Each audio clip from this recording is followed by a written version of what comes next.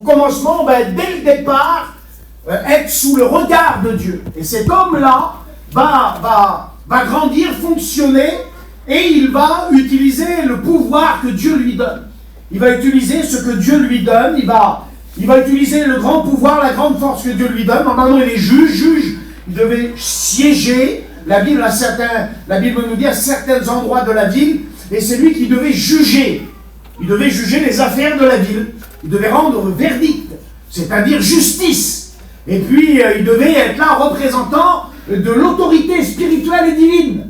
Et puis, quand on regarde la vie de Samson, quand on vient décortiquer un peu ses actes et ses actions et ses pensées, on voit qu'il n'a rien fait d'extraordinaire pour le peuple.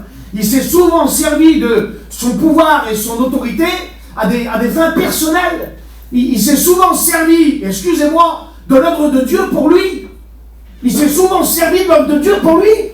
Il a profité de l'œuvre de Dieu. Il a profité de l'action de Dieu. Il a profité de ce que Dieu... Il a été un peu, si vous voulez, comme un enfant gâté. Il a été privilégié, il a été choyé, il a été sous le regard, la main du Seigneur. Le Seigneur l'a pris soin, il l'a fait grandir. Mais voilà, il a utilisé pour ses propres désirs ce que Dieu lui accordait. Et souvent, vous savez, ça arrive. Ça arrive à un moment, vous savez, de se perdre. D'utiliser ce que Dieu nous donne à mauvais escient. Vous savez qu'on peut utiliser ce que Dieu nous donne à bon escient. Quand vous êtes utile dans les mains du Seigneur avec un talent, on peut avoir le talent de mettre les chaises ici. On peut avoir le talent de régler la musique. On peut avoir le talent de chanter. Peu importe le talent que vous avez reçu.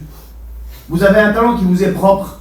Vous pouvez avoir le talent d'aller parler aux gens dans le secret de l'amour du Seigneur. Mais il faut faire attention à une chose. Je vous ai dit qu'il faut laisser la place au Seigneur. Faire attention au moi. Vous savez, moi. Le moi. Moi. J'ai, je. Moi, j'ai, je. Ça fait beaucoup de mal, frères et sœurs. Moi, j'ai, je. Moi. J'ai. Moi. Comment ça, toi?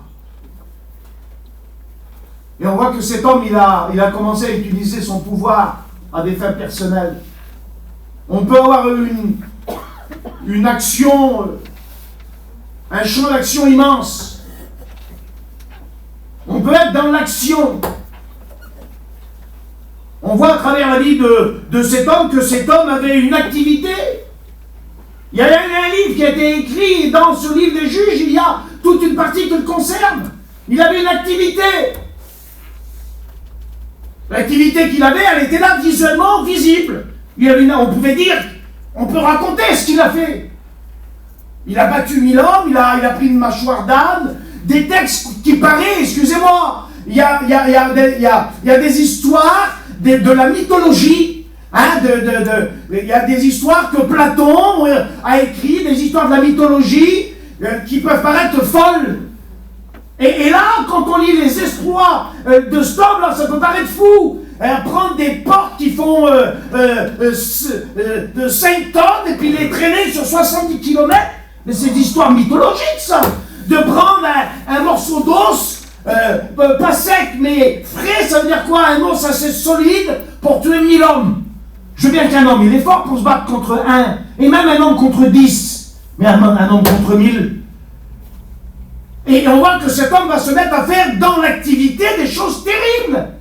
Et on voit sa grande activité. Mais excusez-moi, moi je ne vois pas d'intimité avec le Seigneur. Et l'activité aussi grande elle est, sans l'intimité avec le Seigneur, elle va tout droit au carnage, tout droit à la misère. On peut avoir l'activité qu'on a. On peut multiplier l'activité. Mais sans l'intimité avec le Seigneur, on se retrouve à être un homme de moi, un homme de je, une femme de moi, de je. Cet homme-là, c'est ce qu'il est devenu. Et puis il a cru, à un certain moment, s'en tirer. Et je vais passer vite parce que j'ai beaucoup de choses à vous dire ce matin. Et je vais essayer d'aller à l'essentiel, pas prendre trop de temps. Mais il s'était même plus rendu compte que l'Esprit de Dieu s'était retiré de lui. Et ça, c'est un drame. Il avait un champ d'action, il avait une action. Et dans son action, il ne s'était pas rendu compte qu'il n'avait plus d'onction. Parce que ce qui faisait la différence, c'était son onction. Ce qui fait la différence d'un chrétien d'une chrétienne par rapport au monde, mes frères et sœurs, c'est la mise à part d'onction sainte que Dieu a déposée sur nous. Ce sceau qui nous différencie du monde. Et ce qui fait que nous avons le pouvoir dans notre bouche, que nous avons des paroles qui délivrent les hommes et les femmes, c'est que lui les dépose par son onction. On peut avoir une action sans onction. Et l'action sans onction, elle fait du dégât aussi. Il ne s'était pas rendu compte. Moi, j'en ai connu des femmes et des hommes comme ça. Qu'on les regarde, excusez-moi, et après, c'est plus de l'action, c'est de la gesticulation. Ça bouge dans tous les sens. Ils ne savent même plus où se taper. Ils ne savent même plus quoi faire. Dépourvus d'intelligence. Pourquoi? Parce que ce n'est plus l'esprit qui les guide, mais la chair. Et elle est dangereuse, la chair, mes frères. Elle est dangereuse, la chair, mes sœurs. Et cet homme-là, dans ce multiple d'actions, dans ce multiple de mouvements qu'il avait, ce multiple d'activités, il avait perdu l'essentiel, l'intimité avec le Seigneur, qu'apportait l'onction dont il avait besoin. Et il ne s'était plus rendu compte que l'Esprit de l'Éternel, elle s'était retirée de lui. J'aimerais voir courtement avec vous la vie de deux hommes, peut-être parler un petit peu brièvement d'un troisième, mais brièvement. Vous savez, frères et sœurs, le Seigneur nous donne des exemples dans la Bible. La Bible dit que tout ce qui est arrivé, ça nous sert d'exemple. D'accord? D'exemple. Et puis on est doté d'intelligence. Et il faut qu'on réfléchisse aussi à la parole. Réfléchisse sur la parole. Et puis un jour, j'ai réfléchi sur un texte. Alors j'ai ma petite explication à vos schèmes. Hein. Et c'est ce que moi j'ai compris pour moi, si vous voulez. Je me suis posé la question, pourquoi? Un jour, le Seigneur va faire de la boue. La Bible nous dit qu'avec sa salut, il fait de la boue, il la met sur les yeux d'un homme. Il met de la boue sur les yeux. Excusez-moi, il n'y avait pas besoin de ça pour guérir Jésus. C'est Jésus, quoi. Donc un mot, ça y est, c'est fait. Excusez-moi, il ne manquait pas d'onction, il n'avait pas besoin d'imposer les mains 10 fois. Non, mais il veut nous parler. Il y a un message. Il veut nous dire quelque chose. Il met de la boue sur les yeux de l'homme. Puis il dit à l'homme, va te laver. Tu vas aller te laver. Avec de l'eau. Peu importe où c'est, on ne va pas rentrer dans les détails de tout ça, ça ne sert à rien. Puis dans mon cœur, j'ai compris ça. J'ai compris que la boue, elle représente le monde, la terre. Et la vie de la terre, la vie du monde, elle nous rend aveugles. La vie de la terre, la vie du monde, elle nous rend aveugles. L'homme charnel nous rend aveugles. La boue peut représenter, excusez-moi, le péché aussi. Et le péché aussi rend aveugle. Mais le Seigneur nous montre qu'il y a un moyen de recouvrir la vue. Il va te laver. Et l'eau nous représente la parole de Dieu. Amen. Par laquelle le Seigneur Jésus-Christ va nous laver. Il va laver notre conscience. Il va ouvrir nos yeux. Vous comprenez ça? Quand l'eau va toucher les yeux de l'homme, la boue va partir. Et il va voir. La parole, elle est capable de nous faire voir ce matin. Parce que, excusez-moi, il y a trop de moi. Il y a trop de charnel. Il y a trop de moi. Il y a trop d'hommes. Il y a trop de femmes. Il y a trop de parties de moi. J'ai été surpris avec ma femme il n'y a pas longtemps. Ça fait 2 ans qu'on vit des choses un peu particulières. Moi, j'ai toujours été, depuis que j'étais à l'école biblique, un garçon qui a essayé de faire ce que j'ai pu pour le Seigneur. Et puis, je ne me suis jamais intéressé trop de ma propre vie dans ce qui concerne les choses de la terre. J'ai toujours fait ce qu'il fallait pour ne pas aller mendier chez l'autre. Mais la priorité restait quand même l'évangile. Et là, me voilà coincé dans un terrain. Alors, j'ai resté plus de 2 ans dans un terrain, tout seul. Alors, on a de la famille qui est venue. Mais la famille ne peut pas être toujours là. Donc, ils sont repartis. On a eu aussi des amis qui ont passé. Puis ils sont partis parce que les amis ne peuvent pas être toujours là. Vous voyez, la majorité du temps, on était seuls. On était tout seuls. Mais quand je vous dis seul, c'est seul. Hein. Seul, vraiment seul. Juste moi et ma femme. Au bout d'un moment, je n'ai pas voulu non plus que là, mes parents, ses parents, Zinda, ils avaient plein de problèmes avant, ils n'ont pas pu partir, je n'ai pas voulu qu'ils restent. On les a fait partir. Ma petite, je n'ai pas voulu qu'elle se mette là, tout seul, pendant des mois et des années, je n'ai pas voulu. Et donc on est resté seul avec ma femme, mais ça a été difficile. Ça n'a pas été facile, je vous le dis franchement. J'aurais préféré largement être avec mes amis, mes frères en mission, largement. C'était dur, c'était difficile. Puis on a fait ce qu'on a fait. Le temps que j'étais là-bas, il y avait l'église, il y avait des terrains, il y avait des malades, il y avait des hommes, il y avait des choses, on faisait. Et on faisait ce qu'on avait à faire. Au bout d'un certain temps, au bout de plus de 2 ans, j'ai dit au Seigneur, écoute Seigneur. Parce que d'autres problèmes arrivaient, vous voyez, d'autres soucis arrivaient. Et j'ai dit au Seigneur, écoute Seigneur, on va régler les choses, toi et moi. Je dis, tu sais que tu n'as pas besoin de me foutre des problèmes sur le dos encore pour que je reste. Si tu veux me garder là, tu as juste à me le dire, je reste. Maintenant, si tu veux me libérer, libère-moi. Et en une fraction de seconde, le Seigneur m'a libéré. Amen. Le temps qu'il a voulu que je reste, j'ai resté. Écoutez, vous voulez que je vous fasse une confidence? Allez pas crier sur les toits ce que je vais vous dire là. Mais vous êtes capable de dire, si votre enfant veut quelque chose de mauvais, dire non. Vous êtes capable, pour le faire aller dans la volonté que vous trouvez bonne, de le forcer à y aller. Vous êtes capable de le prendre par l'oreille, de le tirer. Et même de le corriger. Vous êtes capable de le faire. Il dit, si votre enfant vous demande du pain, vous n'allez pas lui donner un serpent quand même. S'il demande un poisson, vous n'allez pas donner un scorpion. Alors il dit, si méchant comme vous l'êtes, moi aussi, je suis capable, moi aussi, de donner de bonnes choses à mes enfants. On dit, le Seigneur, il se sert des circonstances. Mais je vous jure, vous savez, le Seigneur, il n'y a aucun mal en lui. Et le Seigneur rend personne malade. Mais je vous jure que le Seigneur est capable de créer des circonstances pour sauver des âmes. Amen. Des circonstances qui ne vont pas vous arranger. Le Seigneur, il le sait, lui, dans le fond de vous-même. Il le sait quelle est votre pensée. Et il le sait, si vous verriez clairement sa volonté, vous iriez. Mais des fois, vous n'êtes pas assez spirituel pour la voir. Alors, vous y pousse. Il vous y pousse. Et au bout de 2 ans, on est parti. On avait fait ce qu'on avait à faire pour Dieu, pas plus, pas moins qu'à l'autre. Fatigué. On était là avec elle. On a vu les champs plantés, on a vu les champs grandir, on a vu les champs coupés. On a revu les champs plantés, on a revu les champs grandir, on a revu les champs coupés. J'ai eu des agneaux naître derrière chez moi. Je les ai vus naître. Après, je les ai vus grandir. Et au bout de 2 ans et demi, je les ai vus eux aussi donner la vie à d'autres. Et quand je suis parti, avec ma femme, on a dit on va se reposer en Dieu. Notre repos est en Dieu, nous. Excusez-moi, c'est pas dans les restos qu'on trouve le repos. C'est pas dans les voyages, c'est pas à la Thalasso qu'on va trouver le repos. Excusez-moi, si vous cherchez là, vous ne le trouverez pas. Et on est parti. Et donc voilà, je n'ai pas pu aller retrouver mes frères à moi dans ma mission avec mes copains. Trop loin. On ne pouvait pas, donc j'ai été moins loin. Et puis j'ai une direction de Dieu, malgré tout. Et quand je suis arrivé, j'ai fait 2 missions. Dans ces 2 missions-là, je ne cache rien parce que je l'ai dit aux frères. Moi j'étais là, et puis avec ma femme on attendait. Et puis voilà, on était là, derrière. Première réunion le matin, depuis 2 ans passés. Je suis arrivé, l'herbe par terre. Ça faisait 2 ans passés que je n'ai pas vu d'herbe. En dessous de mes pieds, un chapiteau de montée. Ça faisait plus de 2 ans que j'avais pas fait de une réunion de prière du matin. Je m'assieds. Quel bonheur. Quel bonheur.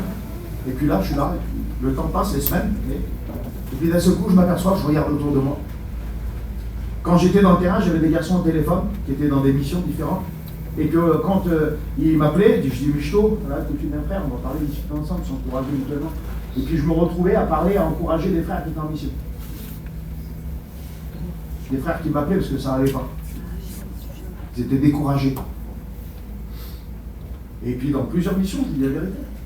Après, à partir de la mission, il y en a un qui m'a dit j'ai qu'une hâte, c'est que la mission termine.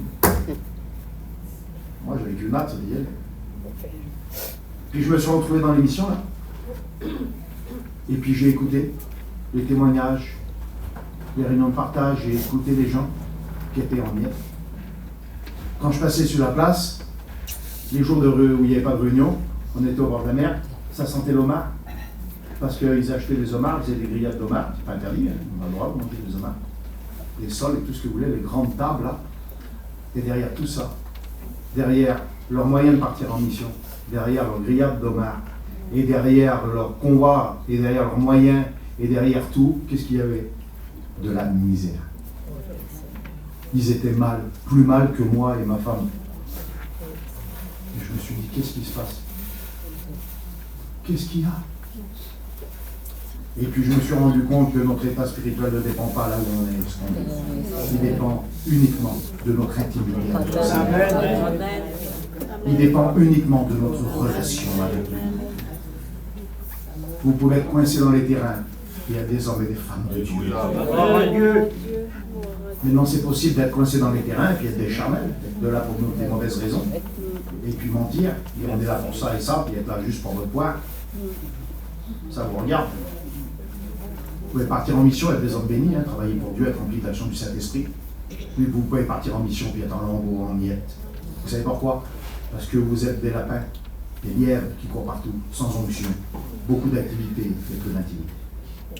Et cet homme-là, il était rempli d'activités. Il ne s'était plus rendu compte que l'Esprit de Dieu s'était retiré. Alors, je vais être trop long, donc je vais aller à l'essentiel là. Je vais vous parler de mes deux potes, mes deux copains là, voir un petit peu leur attitude. Ces deux hommes qui vivent la même situation. C'est possible. Hein. On voit deux chrétiens, deux chrétiennes. Hein. Ne parlez pas de diacre, de pasteur, de titre. Ça vaut rien, c'est zéro les gars ça. C'est pas des titres, c'est des fonctions. D'accord? C'est pas un titre honorifique. Hein. Être pasteur, être diacre, c'est pas honorifique. C'est pas un honneur. Excusez-moi. C'est un devoir. C'est un devoir, c'est une fonction. C'est quelque chose que Dieu nous demande d'accomplir. En aucun cas, c'est un titre d'honneur. Au contraire, c'est le contraire. C'est le service des autres. Alors, on va faire deux lectures. La première lecture qu'on va faire, elle se trouve dans le livre de Samuel, 1 Samuel 13, et verset 7. Je vais essayer maintenant d'aller un peu plus rapidement. Mais excusez-moi, je vais quand même vous dire ce que j'ai à vous dire. 1 Samuel 13 et verset 7.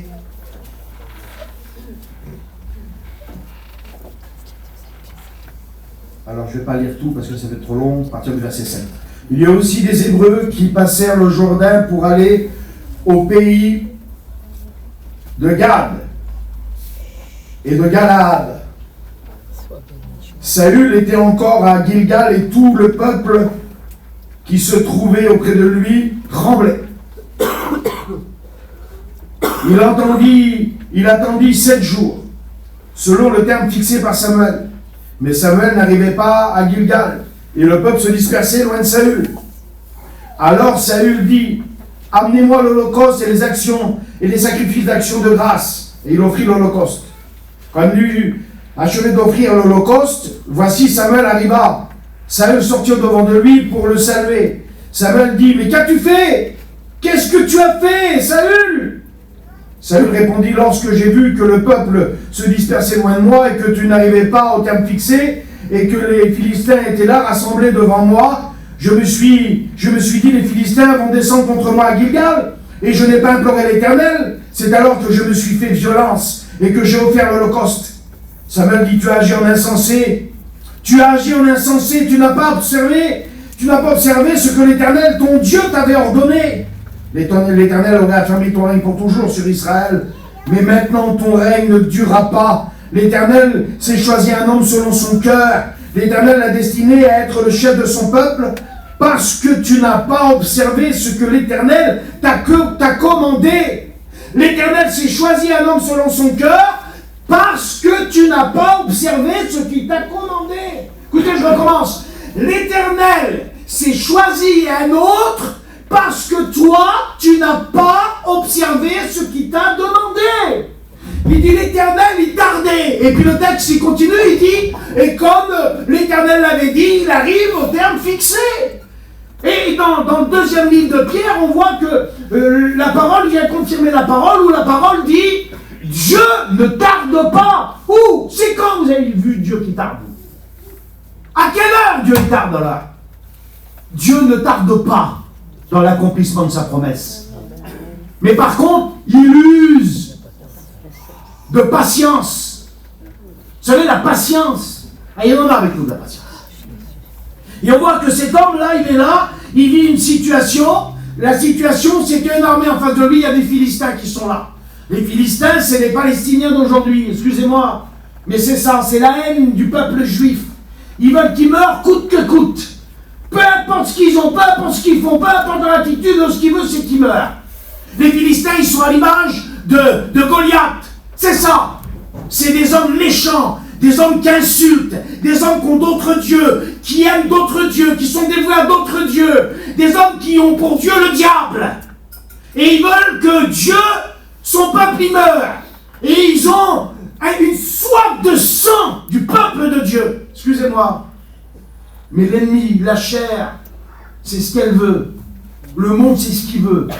Il veut qu'on meure.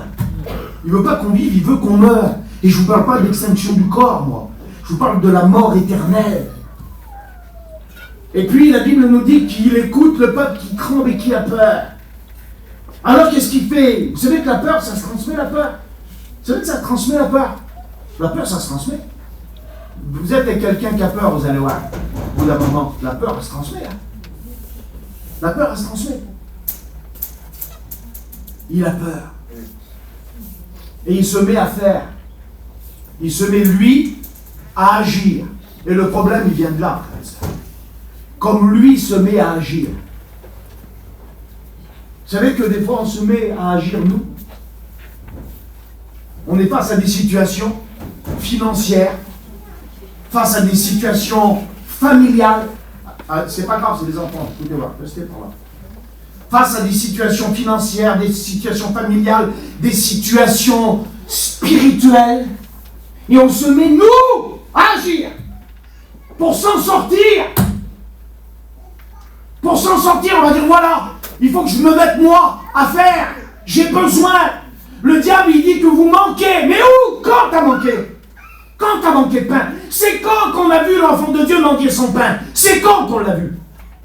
La Bible n'est pas menteuse. Il est écrit que jamais l'enfant de Dieu mendiera son pain. Jamais! Et on se met à faire, à agir.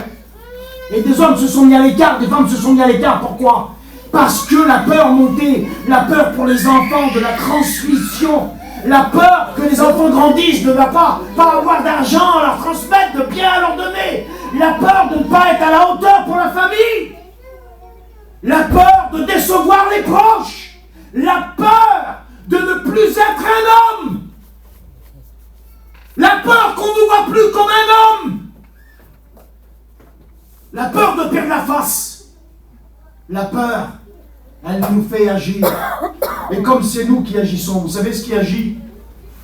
La chair, le bras de la chair. Et on se mit à agir nous. Alors il n'est pas sacrificateur en aucun cas. Le seul qui était lieu, victime, sacrifice, sacrificateur, c'était lui, le Christ. Et Samuel devait arriver. Et il se met à faire lui à la place de Dieu, lui à la place de l'homme de Dieu, lui à la place de la volonté de Dieu. Et mes frères, quand on se met à agir, nous à la place de la volonté de Dieu,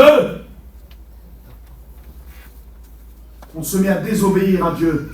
Pourtant, vous me dites, en regardant de l'extérieur, en dézoomant le cœur de cet homme, en dézoomant la situation, en regardant de loin, on se dit c'est un roi. C'est un roi qui veut combattre ceux qui veulent le détruire. C'est un roi qui est dans un combat légitime, un combat honnête. C'est un roi qui veut défendre son peuple. Vous savez, on peut s'en trouver des excuses, des milliers, des centaines. Il faut faire attention quand on a toujours raison, vous savez. Quand on croit qu'on a toujours raison. Quand on croit qu'on a raison, nous. Il faut faire attention quand on ne se remet plus en question. De dire, et si j'aurais tort? Et si mon action ne serait pas bonne?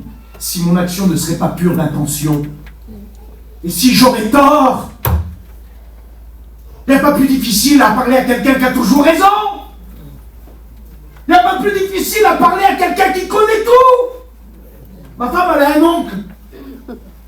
Et vous parlez mécanique, c'est un mécanicien. Vous parlez chirurgie, c'est un chirurgien. Et vous parlez manger, c'est un chef gastronomique. Et il connaît tout. C'est le meilleur des hommes, mais il connaît tout. Et au bout d'un moment, il est venu parler avec moi. Et au bout d'un certain temps, il voulait me poser des questions sur la Bible. Et je lui ai dit, mais moi, je ne parle pas avec toi. Mais il m'a dit, comment ça?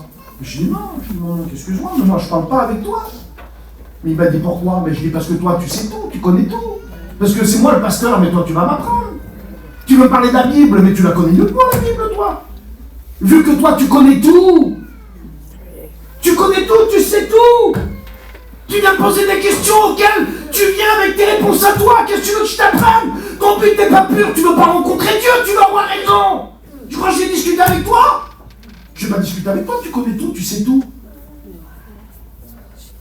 Tu sais tout, sœur, tu sais tout, frère. Quand on te parle, tu finis toujours par moi. Quand on tourne autour d'une situation, tu dis oui, mais moi. Tu te trompes, frère. Tu te trompes, sœur. Puis tu t'es pas assis en disant, excuse-moi, viens voir. Je me suis bourré. Je me suis trompé. Je me suis trompé. Je me mets au pied de mon lit et je dis, Seigneur, la situation dans laquelle je me suis mise, c'est moi qui m'y suis mise. Parce que je me suis trompé. Des détails d'enfants, de gosses. Vous voyez les détails de gosses et d'enfants? Il y a des choses importantes devant nous, la mort et la vie. L'éternité. C'est comme si vous êtes dans une auto, vous roulez, vous êtes à 4 dedans. La clim marche bien, tout est impeccable. Vous roulez. Vous roulez. Et en face de vous, c'est un précipice, c'est le Grand Canyon, ça va tomber. Et à l'intérieur, vous vous disputez pour savoir s'il faut mettre la clim à 18 ou à 22. Savoir s'il faut baisser ou monter la clim. Excusez-moi, dans quelques secondes, ce sera quel détail si vous discutez là. Parce que l'enjeu est bien plus important. Hein. Manque de vision spirituelle, s'attardant sur des choses inutiles. Pourquoi? Parce qu'il n'y a plus cette vie de proximité. Et quand il n'y a plus cette vie de proximité-là, on change. On n'a pas de vaccin. Excusez-moi, on n'a pas de vaccin contre la chair. On n'a pas de vaccin contre le péché. On est dans le combat. L'apôtre Paul, il disait, moi, je tiens mon corps en bride. Comment il faisait pour le tenir en bride? Comment il faisait? Il avait une force de persuasion. Comment il faisait, l'apôtre Paul? Expliquez-moi comment il faisait. Il combattait le corps avec le corps?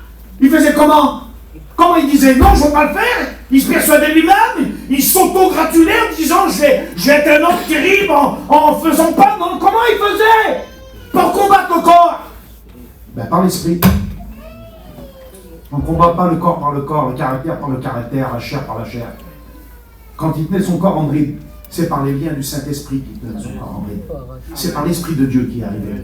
C'était pas par sa force de persuasion. C'était pas par son caractère. C'était uniquement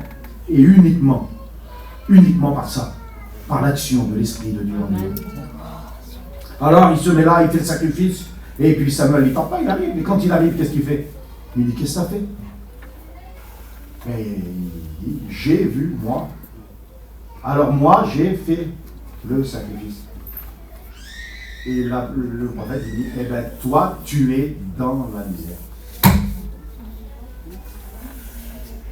Tu es dans la misère, frère. Parce que tu t'es foutu tout ça dans ta misère.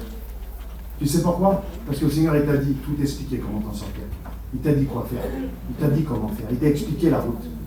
Il a chanté, lui, je veux aider mes frères. Mais pour aider ses frères, ça ne se passe pas comme ça, les gars. Pour aider ses sœurs, pour les aimer. Et l'amour, elle ne se commande pas. Comprenez ça? Puis d'aimer ses frères, excuse-moi, c'est facile. Parce que d'aimer ceux qui nous aiment, c'est facile. Mais faire du bien à ceux qui nous persécutent, ça c'est encore plus difficile. Et ce que le Seigneur il nous demande, c'est ça. Il nous demande seulement d'aider nos frères, mais ce qu'il nous demande, c'est pas extraordinaire. D'aider ceux qu'on aime.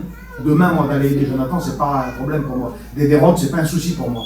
Mais par contre, d'aider des personnes qui m'ont fait du mal, des personnes qui m'ont parlé dessus, des personnes qui m'ont dénigré, je le sais, je leur tends la main, ils savent que je crois, que je ne le sais pas, que je l'apprendrai jamais, mais moi je le sais. Et malgré ça, je les tiens pour pas qu'ils tombent. C'est ça que Dieu nous demande. Et vous croyez qu'on est possible de ça? Vous croyez qu'on est capable de ça? On est incapable de ça. Je suis incapable de ça. Tu es incapable de ça. C'est que par l'intimité, l'Esprit du Seigneur qui agit en nous, que les liens de l'amour se manifestent. Sans lui, on n'est pas capable de le faire. Sans lui, vous savez ce que c'est? C'est moi. Alors il se met à faire, il fait l'action de grâce, qui est lui la grâce. Alors il tue, il veut se battre, il va. Qu'est-ce qui se passe? Il a peur, tout le monde a peur, tout le monde tremble. On va voir l'attitude d'un autre homme qui vit la même situation. Vous voulez? Amen. Alors on va le voir ensemble. La deuxième lecture, je vais passer assez vite, elle se trouve dans le 2e livre de Samuel. Vous savez qu'il y a des conséquences aux actes, aux choix. Est-ce que vous savez ça? Vous êtes toujours là? Oh. Vous savez qu'il y a des conséquences quand vous choisissez quelque chose, quand vous prenez une destination, quand vous prenez un pli de caractère, quand vous dites, moi je pense comme ça, moi je veux comme ça, je ne plierai pas, et je veux ça. Vous savez qu'il y a des conséquences. Vous savez qu'il y a des conséquences quand on vous dit, il faut pas aller là-bas, il ne faut pas faire ça, frère. C'est pas comme ça la vie de Dieu, c'est pas comme ça, ma soeur. Il faut que tu fasses ça. Et que toi tu dis, ben moi je vais faire, même tu ne le dis pas de ta bouche, mais que tu dis, moi je vais faire comme je veux moi. Est-ce que tu sais qu'il y a des conséquences? Écoutez-moi, dans le péché, est-ce que vous savez qu'il y a des conséquences dans le péché? Dans le péché, il y a des conséquences. Et bien dans les actes de désobéissance, excusez-moi, le péché c'est quoi? C'est un acte de désobéissance. Pas besoin d'aller dans des boîtes de nuit, hein. Pas besoin de fumer ou de boire. Hein. La Bible dit, celui qui fait le bien, qui sait faire le bien, qui ne le fait pas comme un péché. Pourquoi? Parce que derrière, écoutez-moi, celui qui sait faire le bien, qui ne le fait pas comme un péché. Pourquoi? À cause de quoi? Comment c'est possible? À cause des conséquences. C'est pas là maintenant de suite, mais les conséquences. Il y a des conséquences aux actes, il y a des conséquences aux mots, il y a des conséquences aux attitudes. C'est pas de suite là. Écoutez, c'est comme si un homme, il prend, il jette une pierre en l'air. Puis il dit ça, pourvu qu'il ne retombe pas. Il prend la pierre, il la jette en l'air, et il dit lui, pourvu qu'elle ne retombe pas. Pourvu qu'elle ne retombe pas. Mais mon ami, elle va tomber en pleine tête. Tu vas la reprendre en pleine tête.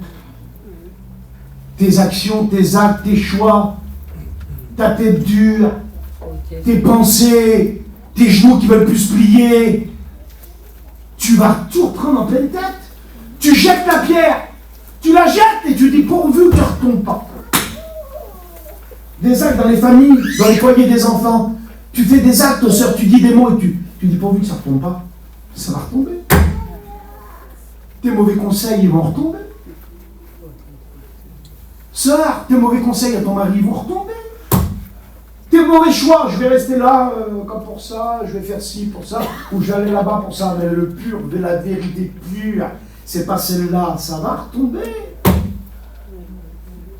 Pourvu que ça ne retombe pas, c'est une loi immuable, c'est la nature, ça, Isaac Newton qui l'a trouvé. Tout corps mort abandonné dans l'espace est inévitablement attiré par la Terre. C'est la gravité, vous pouvez le faire 1 milliard de fois, ça retombe toujours 100 milliards de fois. De génération en génération, vous vous passez la bouteille, de génération en génération, elle retombe. Les mauvais choix pour des chrétiens, pour des diacres, pour des femmes de pasteurs, pour des pasteurs, des mauvais choix de la chair, ça nous retombe toujours en pleine tête. Ça nous retombe toujours en pleine tête. Peu importe le temps que ça met, ça nous reviendra en pleine face. Deuxième lecture. On fait la deuxième lecture, c'est le 2e livre de Samuel, Samuel 5, 17. Même avec les lunettes, je vois plus. C'est pas vrai, c'est que je suis. Les Philistins apprirent qu'on avait oint David pour roi sur Israël. Ben oui, tu ne corresponds plus. Tu ne corresponds plus. Tu ne corresponds plus. Tu ne crois pas que Dieu va abîmer son œuvre, son peuple, pour toi, hein? Tu ne crois pas qu'il va laisser perdre les autres là-bas pour toi, hein? Tu ne crois pas qu'il va laisser faire l'œuvre de la chair et l'œuvre du diable, hein? Et quoi? Et quoi? Si quelques-uns n'ont pas cru, leur incrédulité va-t-elle annuler la fidélité de Dieu? Il ne parle pas aux inconvertis qui ne croient pas en Dieu, hein? Il parle à ceux qui ne croient pas en son œuvre, à ceux qui n'ont pas cru les mots prononcés pour eux-mêmes, à ceux qui ont voulu accomplir simplement leurs œuvres, à eux, à ceux qui travaillaient pour leurs poires et leurs pommes. Et quoi? Leur incrédulité va empêcher l'œuvre de Dieu? Jamais de la vie. Ce qui doit arriver selon les desseins de l'Éternel arrive. Que Dieu soit béni si c'est par toi. Si Dieu veut guérir une personne là, par l'imposition des mains, ça peut être par moi. Mais si je vis dans le péché jusqu'à là et que Dieu veut choisir un autre homme, il va choisir un autre et la personne sera guérie quand même. Hein. Tu vas me dire oui, mais ça ne dépend pas de toi la guérison. Tu m'excuses? Excuse-moi, hein. Il y a certaines œuvres que Dieu... Vous savez, Jimmy il a donné un exemple. Il a donné un verre d'eau.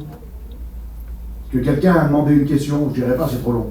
Et puis il a dit ça, il a dit, mon petit, tu boirais d'un verre sale, toi? Puis le garçon, il a dit non. Il a dit, voilà. Tu veux que le Seigneur il serve d'eau, reste propre. C'est tout. Bien sûr que le Seigneur, il est maître de tout. Et puis que c'est pas selon nos capacités qu'il fait nos mérites. Bien sûr que c'est par son sang qu'on est sauvé, c'est meurtrissure qu'on est guéri. Mais excusez-moi, quand il y a des hommes et des femmes qui se mettent à genoux, quand il y a des hommes et des femmes qui restent à genoux, qui sont dans le de Dieu, qui aiment Dieu, il va plus se servir d'eux que celui qui part travailler dans les îles et qui reste 8 mois d'année. Hein. Excusez-moi, hein.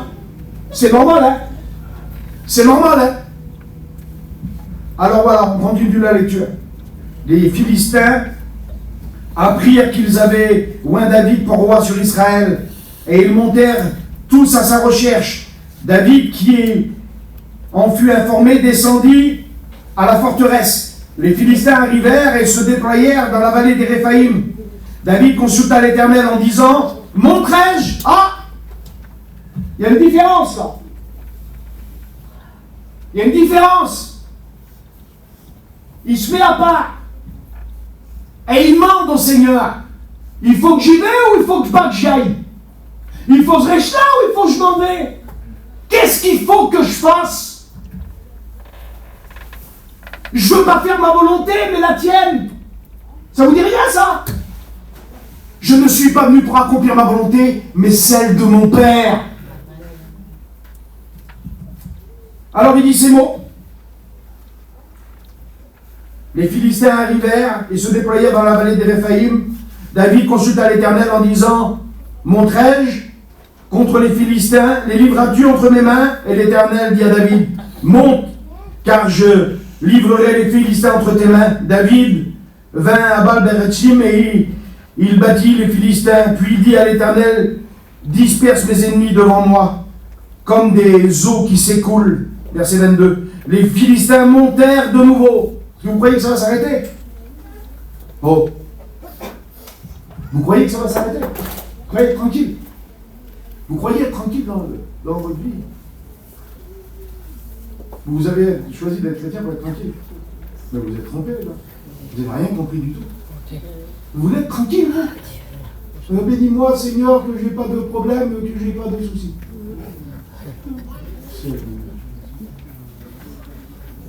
Jésus. Pierre, il était lapidé la tête en bas. Paul, il a été mis dans la prison Mamertine. L'ouverture de sa cellule, c'est une bouche d'égout. Il a écrit les épîtres de la captivité. Pour qu'il écrive, il l'a tenu là. Tu ne bougeras pas de là. Tu auras de l'eau, du pain. Et tu vas écrire. Non, mais moi, je ne veux pas de soucis, je ne veux pas de problème. Tu veux pas de soucis, tu veux pas de problème. Tu veux pas de combat. Mais tu sais pas que tu veux. Tu veux pas souffrir, toi. Ah, d'accord, oui, tu veux pas que ça te coûte. Ah, d'accord, tu veux pas que ça te coûte. Tu veux pas que ça te coûte. D'accord. Mais il a donné sa vie pour nous. Je sais pas si tu es au courant, il faut que tu donnes la tienne aussi, toi. C'est marqué offrez vos corps. Ah oui. Et quand c'est marqué offrez vos corps, c'est C-O-R-P-S, c'est corps. Moi, j'ai pas fait de grandes études, hein, mais je sais quand c'est écrit corps. Et corps, excusez-moi, il parle pas de l'âme, il parle du corps. C'est-à-dire le corps avec les biens matériels. Le corps et tout ce que ça comporte. C'est avec ta langue que tu parles, c'est avec tes yeux que tu regardes, c'est avec ton nez que tu respires, c'est avec tes mains que tu touches, c'est avec tes pieds que tu marches. Offrez vos corps, ça veut dire offrez vos vies entières, que vos corps sur la terre servent le Seigneur.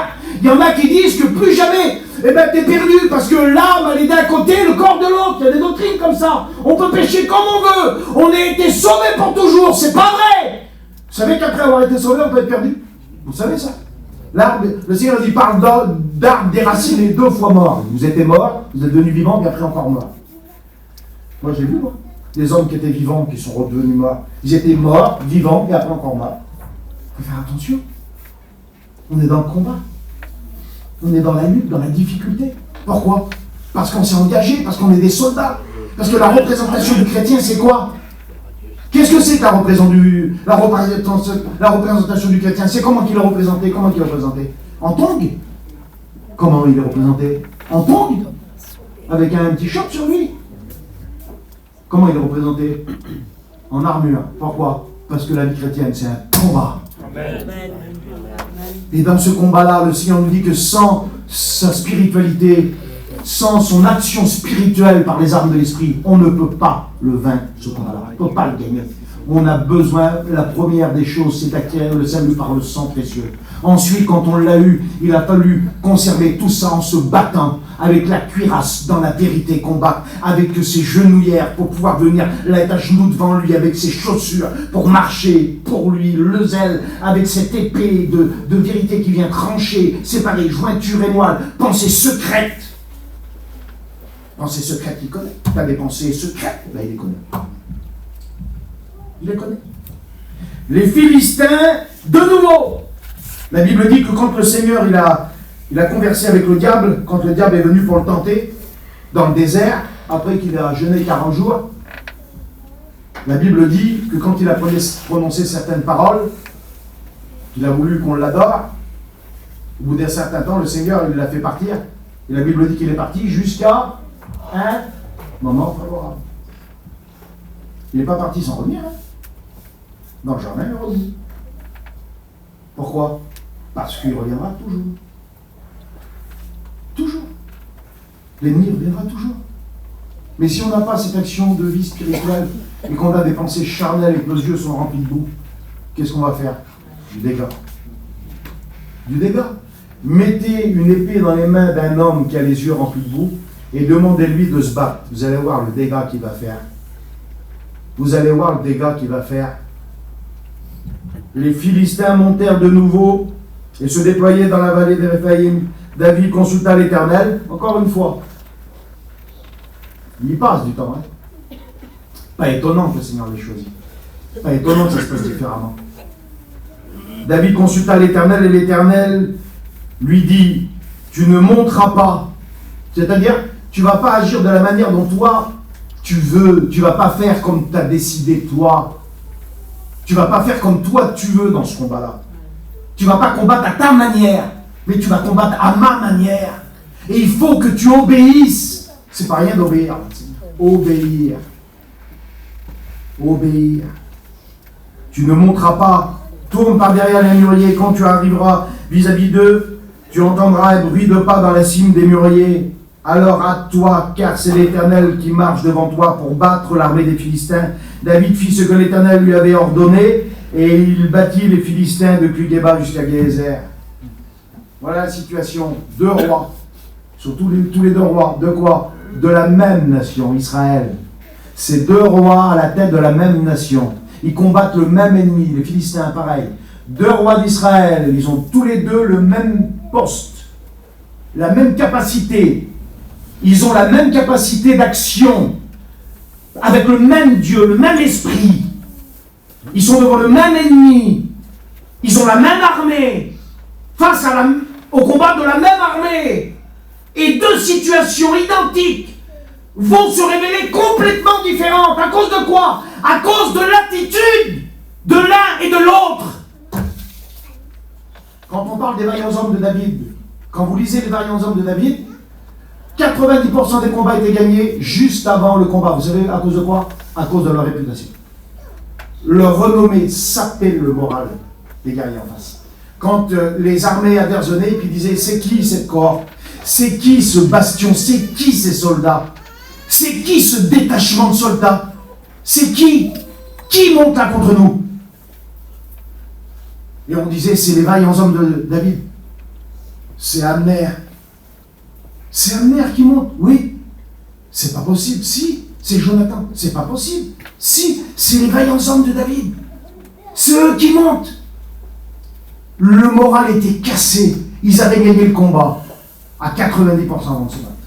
Ils étaient là, il fallait les tenir. C'était des lions. Des lions. Et ils se lèvent pour y aller au combat. On y va.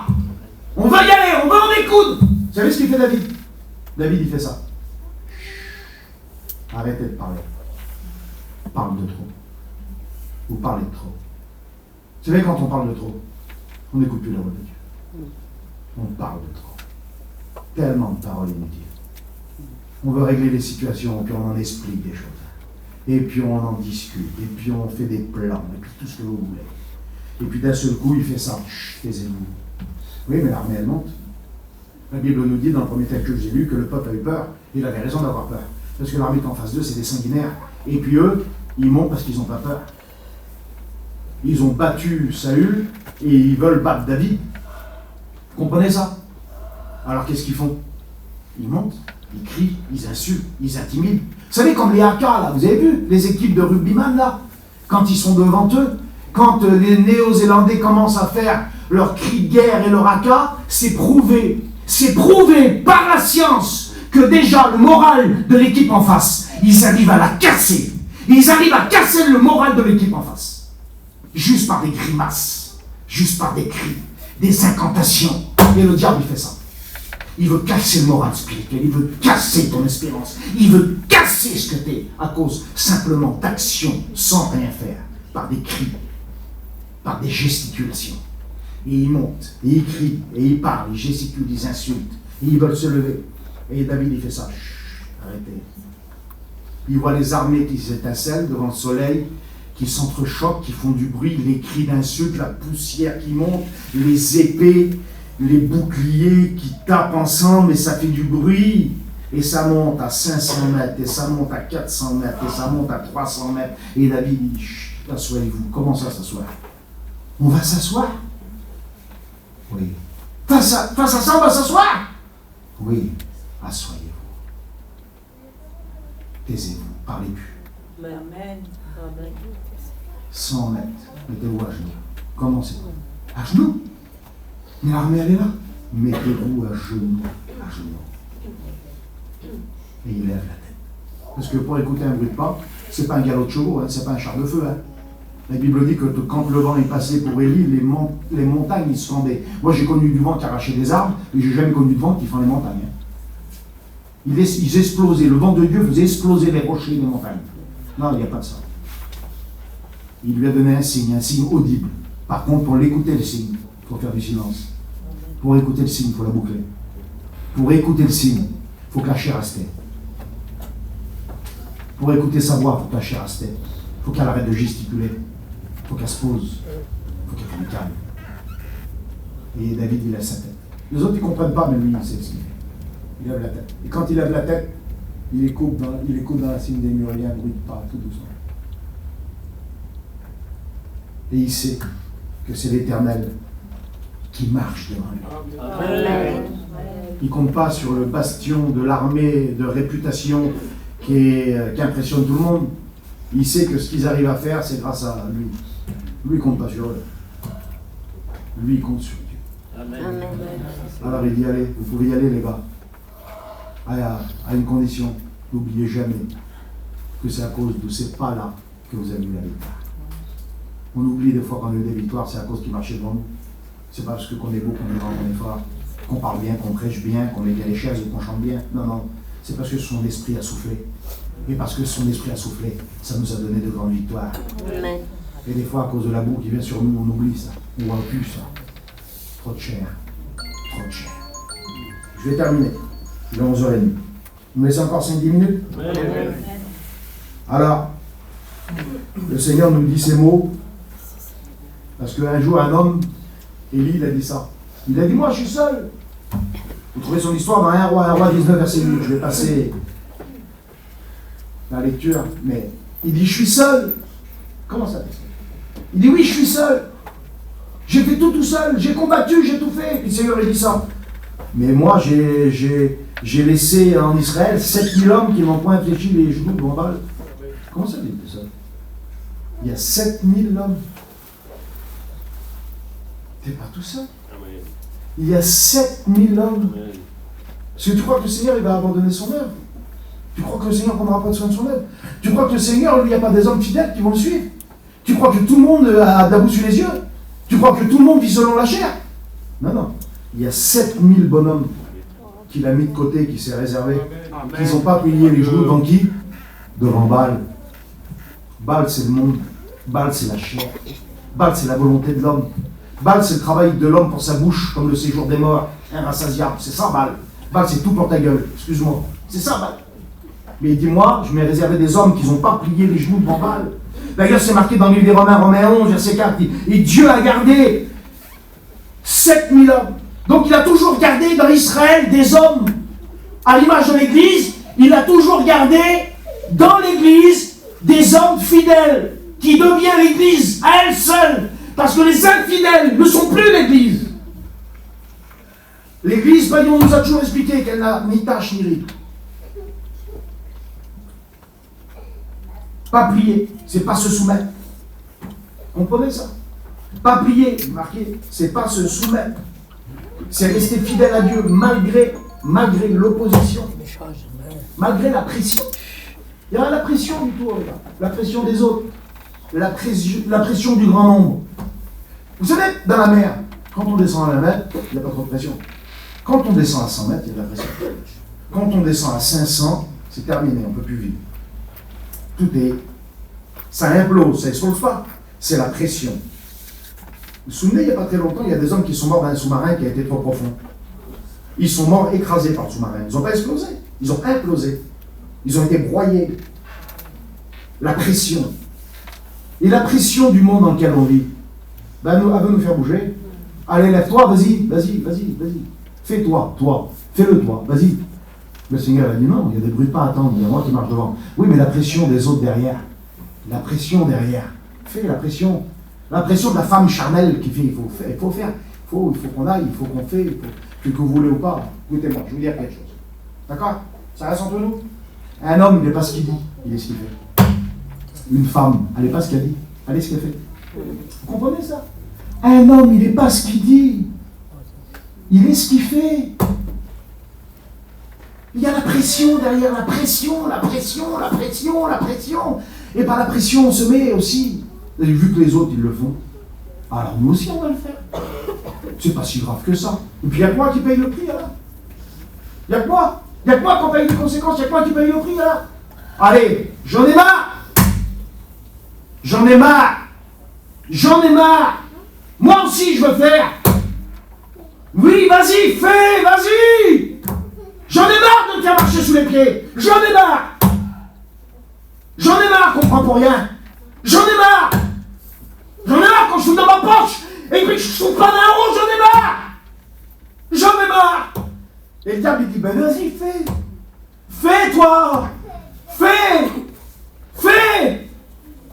Et toi, tu te mets la nuit à réfléchir à comment je vais faire. Je vais m'y prendre comment? Alors, comment je vais faire? Je vais faire comme ci, je vais faire comme là. Et tu fais tes plans, mais dans tes plans, il n'y a pas de bruit de pas. Dans tes plans, il n'y a pas de bruit de pas. C'est ce qu'il y a dans tes plans. Dans tes plans, il y a de la boue sur les yeux. Voilà ce qu'il y a. Dans tes plans, tu as une épée dans les mains et qui va faire du mal. Voilà ce qu'il y a dans tes plans. La pression, il faut faire. Il faut faire comme les autres, il faut faire comme tout le monde. Il faut être habillé comme tout le monde, il faut manger comme tout le monde. Il faut rouler dans les autos de tout le monde. Il faut aller dans les endroits de tout le monde. Il faut aller dans les restos de tout le monde. Il faut parler comme tout le monde. Il faut faire comme les autres. Il faut faire comme les autres parce que tu es un marginal autrement. Tu comprends ça? Tu es un déréglé, tu es un déboussolé, tu es un bizarre. Tu comprends ça? Tu es un bon à rien, tu es un feignant. Tu comprends ça? Parce que tu n'es pas comme les autres.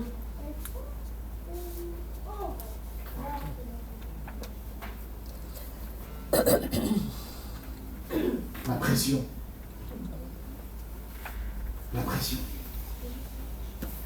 La Bible nous dit dans le jardin, il a subi cette pression-là.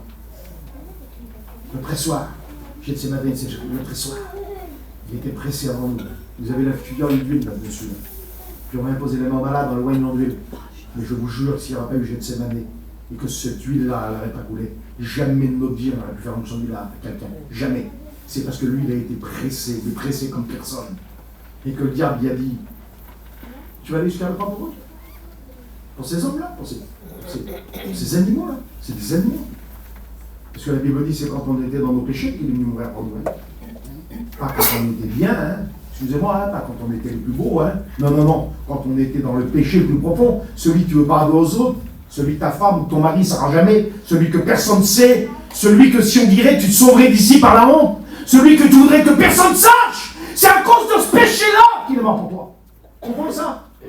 Il a porté ta honte sur lui. Et quand il était dans le jardin, il a été pressé. Et le Seigneur, il a dit ça. Il a dit non pas ma volonté, mais la tienne. Il a dit, est-ce que c'est possible que cette coupe, ne vous trompez pas, hein, c'est pas la coupe du péché. Il n'a jamais vu la coupe du péché, le Seigneur. C'est l'acceptation d'aller à la croix, la coupe. Et il a dit ça, pas ma volonté. Il a dit en tant qu'homme, là, moi, ma chair ne veut pas y aller. Mais j'ai fait plier ma volonté aux paroles de ta bouche. Non pas ma volonté, Père, mais la tienne. Amen. Pas ma volonté, mais la tienne. Pas ma volonté, mais la tienne. Oui. Oui.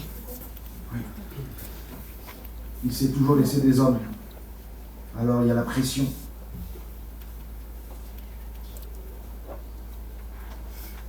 Je vais passer, hein, je vais terminer. Dans cette pression-là, il y a toujours les invisibles. Les invisibles, excusez-moi, ce n'est pas les grands noms. Ce n'est pas les j'ai fait ceci, les j'ai fait cela. Les invisibles, c'est ceux qui sont dans l'église, là, on ne voit pas. Vous savez, les invisibles, ceux qui résistent à la pression. Les piliers qui sont dessous le temple. Vous voyez? Les pierres qui sont dessous et qui soutiennent l'édifice. Les pierres qui ont été formées au coin de la pierre angulaire et qui ont suivi la construction, qui ont suivi le mouvement de la construction. Les invisibles. Vous, pierre vivante. C'est sur lui que l'Église a été fondée. Pas sur les hommes. Il a dit, vous êtes vous des pierres maintenant, vivantes. Il y a ces invisibles-là. Et vous êtes ces hommes-là, ces femmes-là, que personne ne voit, mais qui résistaient dans le secret. Vous êtes des invisibles pour les autres, mais pas pour Dieu. Vous êtes des invisibles, peut-être même pour vos pasteurs, mais pas pour l'Esprit de Dieu. Dieu vous voit résister. Il vous voit dans le combat. Il vous voit. Oui. Oui. Il est écrit que Dieu cherche des hommes et des femmes qui ne se sont pas compromis, qui ne se compromettent pas. L'action de marchandage avec le monde, l'action de deal, oui. L'action de deal, marquée dans le livre des psaumes, psaume 2, verset 12, embrasser le Fils. Embrasser le Fils, ça veut dire ça. Ça veut dire reconnaître son autorité. C'est se soumettre à lui. C'est lui être fidèle. Embrasser le Fils de peur qu'il ne s'irrite. C'est pas possible sans fidélité. C'est pas possible sans amour. Tout ce que je vous explique là, on peut le faire que si l'amour du Seigneur est coule dans nos cœurs. C'est uniquement par amour que ces choses se font. La croix est le plus grand acte d'amour que la terre a. Et la vie de Dieu, si elle ne se vit pas dans l'amour, on ne peut pas la vivre. Vous comprenez ça? Elle ne se vit que par amour, la vie de Dieu. Livre des Nombres, chapitre 14, verset 33. La Bible nous dit qu'il y a des espions qui ont été envoyés dans Canaan pour décourager le peuple. Et le peuple refusa d'entrer dans la terre promise à cause du découragement et du manque de foi.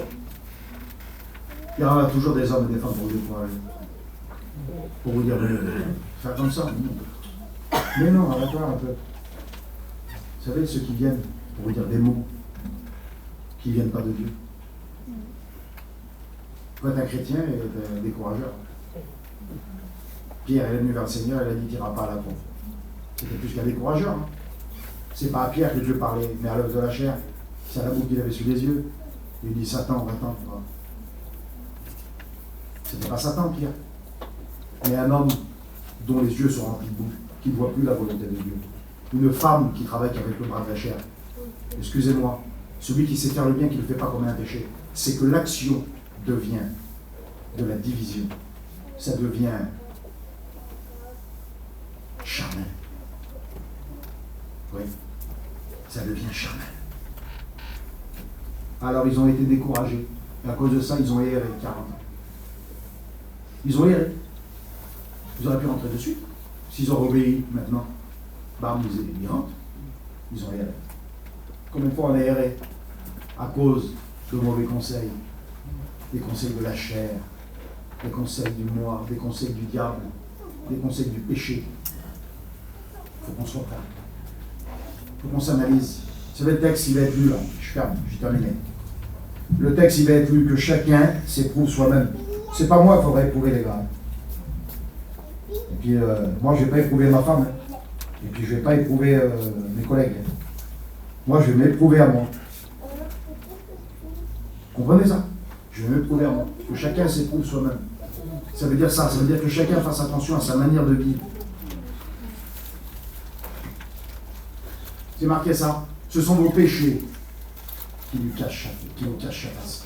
Mais péché, c'est désobéissance. Ça ne veut pas dire que tu as été boire à la boîte de nuit hier. Ça veut dire que tu vis dans la vie. Tu désobéis à ce que Dieu veut. Tu comprends ça? Et ça met quelque chose qui te cache sa volonté, qui te cache son action, qui te cache ce que Dieu veut.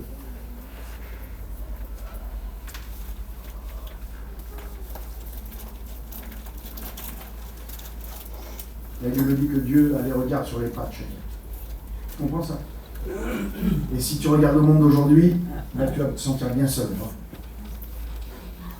Un chrétien, il se sent seul. Bizarre ce que je vais vous dire. Quelqu'un qui veut vivre pieusement, il se sent seul. Celui qui veut vivre pour Dieu, se sent seul. Il se sent seul. Vous savez pourquoi? Parce que c'est le chemin. Quand il était dans le jardin, il a dit à ses amis, vous n'avez pas pu veiller une heure avec moi. Il s'est senti seul. Il s'est senti seul. C'est pour ça qu'il a dit, je serai tous les jours avec vous. Moi, je ne vous laisserai jamais. Votre père, votre mère vous entendra, mais moi, je vous entendrai.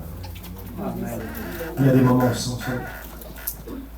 Et quand on se sent seul, il faut tenir bon. Parce que ce n'est pas son silence qui veut dire son absence. Il est toujours là. Par contre, éprouvons nos vies, regardons, réalisons nos pas ces derniers jours, ces dernières semaines, ces derniers mois. Regardons nos vies, comment ils sont. Examinons-nous. Il faut savoir se remettre en question et puis dire la vérité sur ce qu'on est au Seigneur. Lui confesser. Lui dire, Seigneur, écoute, je m'aperçois qu'il y a un problème. Je m'aperçois qu'il y a un souci. Quel souci, Seigneur? C'est pas dur à dire, Jésus, ta grâce, mon Père. Pas dur à dire, pas dur à dire, Seigneur, le souci, c'est moi. Pas dur à dire, le souci, c'est moi.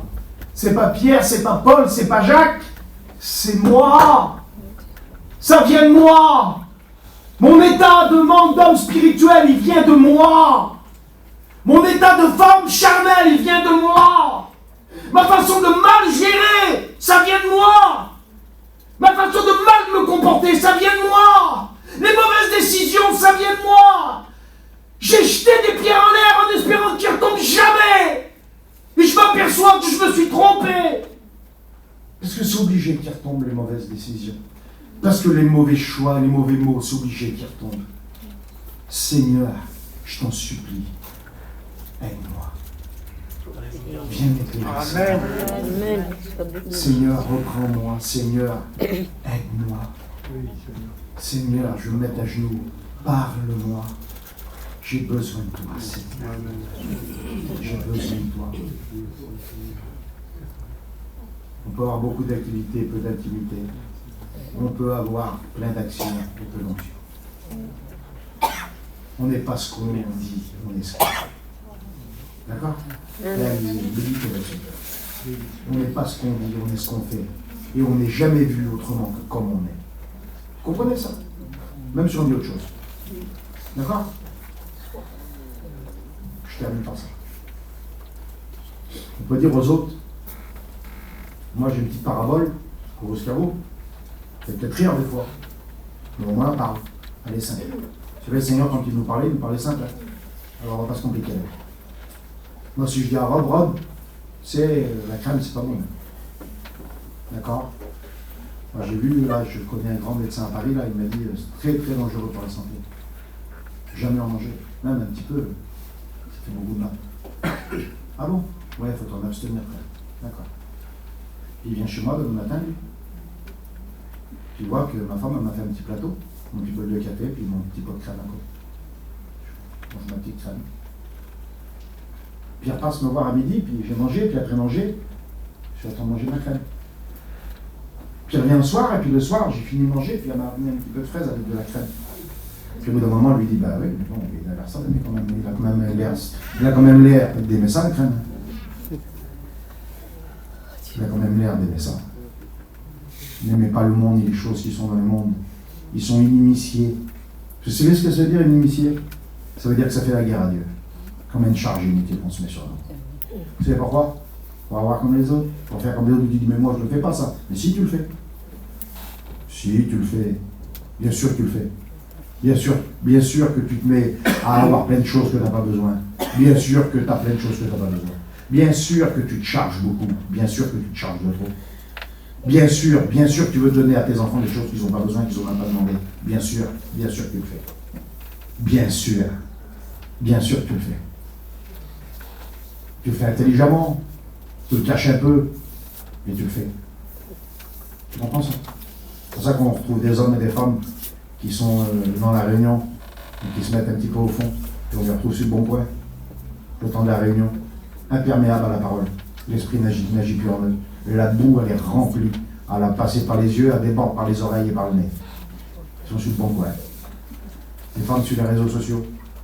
Ils regardent les autres dans les autres réunions. Je vous jure que c'est vrai. Ils regardent les photos des copines qui postent ils sont là à la salle, ils regardent l'émission là-bas. Et ils disent à l'autre, t'as vu la parole de qui? Alors que la parole de Dieu, la parole. Amen. Elle en a tellement besoin, elle ne s'en rend même plus compte. C'est pourquoi? Parce qu'il y a bien Alors écoutez, allons nous laver au réservoir. Prenons l'eau ce matin. Lavons nos visages, nos yeux. Il a dit à Pierre, Pierre, je te lave les pieds. Il a dit, tu n'auras jamais. Il a compris là. Dans les déserts de Judée, c'est inévitable, la poussière s'attache au pied.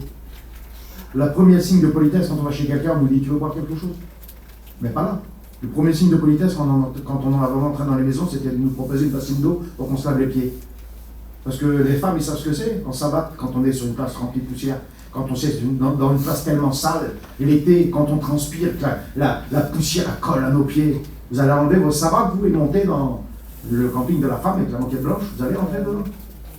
Quand on m'a dit monte, ma soeur, tu vas dire, mais non, ma soeur, je ne peux pas monter. Je ne peux pas rentrer. Je ne peux pas rentrer dans ta présence comme ça. Et puis Pierre, de ce coup, il a compris. Il a dit, si je ne te lave pas les pieds, tu ne rentreras pas dans le ciel. Il a dit, Seigneur, lave-moi les pieds. Lave-moi la tête, lave-moi les yeux. Lave-moi. Que ta parole me lave, que je comprenne. C'est par l'esprit qu'on comprend. Sa parole, et sa parole nous lave. Vous comprenez? Soyons gentils, frères. Un chrétien, il est gentil. Écoutez-moi ce que je vous dis. Un chrétien est gentil, une chrétienne est gentille. Soyons gentils les uns envers les autres. Aimez nos frères et nos sœurs, puis aimez les inconvertis, puis aimez ceux qui vous font du mal. Mais bien sûr, vous ne pourrez pas. Mais si on passe du temps à genoux, et si on demande l'aide du Seigneur, on va y arriver. On va garder nos cœurs et nos pensées. Et le Seigneur il va nous utiliser. Il va le faire. 2 rois, 2 armées, 2 postes, 2 actions différentes, 2 résultats différents. 2 hommes face à la même situation, réagir complètement différent. Vous comprenez? On n'est pas ce qu'on dit. On est ce qu'on fait. D'accord? Ne croyez pas que les hommes ne voient pas, que les autres ne voient pas. Prenez les gens pour des fous, non? Prenez les gens pour des abrutis. Dans mon église, moi je peux vous dire, lui il est comme ça, là son caractère il fait ça, il est comme ça. Elle est comme ça, elle fait ci, elle est comme ça, elle est comme ça. Même si elle vient là, avec son foulard et qu'elle dit, ça va ma soeur? On fait des petites journées de prière. On a un groupe avec les sœurs.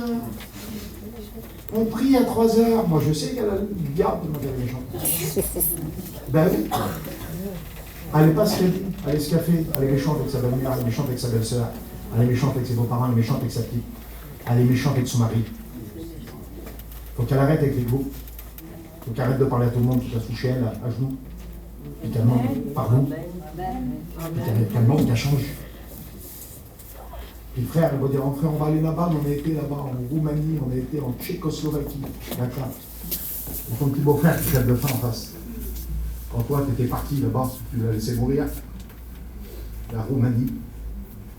T'as pensé à lui? Ah, ta petite sœur, que tu as dit sur lui, il a qu'à faire comme moi, il a qu'à travailler. Ah non. Ta petite sœur qui crevait de tout, qui t'a laissé comme ça. Alors arrête avec la Roumanie. Toi, ta petite sœur. Comment ça? On n'est pas ce qu'on dit, on est ce qu'on fait. Amen. Vivons comme des chrétiens. On n'aura pas de médaille, rassurez-vous. Mon Père céleste, on n'aura pas de grande médaille. Hein.